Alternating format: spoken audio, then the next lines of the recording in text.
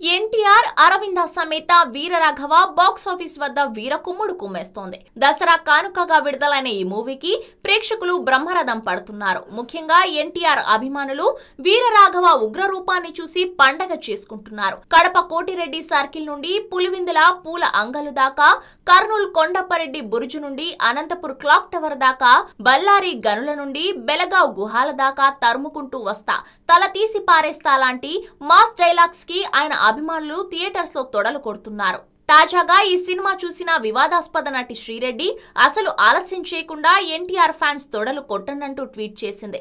అంతేకాదు, NTR six pack కి మనసు పారేసుకున్న ఈ హాట్ పాప ఎన్టీఆర్ సిక్స్ ప్యాక్ తో ఉన్న భారీ కటౌట్ షేర్ చేస్తూ ఇంకెందుకు ఆలస్యం, ఎన్టీఆర్ ఫ్యాన్స్ అందరూ తొడకొట్టండి, అరవింద సమేత చాలా చాలా బాగుంది ఎన్టీఆర్ గారు, ఆడివారి గురించి చాలా బాగా చెప్పారు త్రివిక్రమ్ గారు అంటూ పొగడ్తలు కురిపించింది.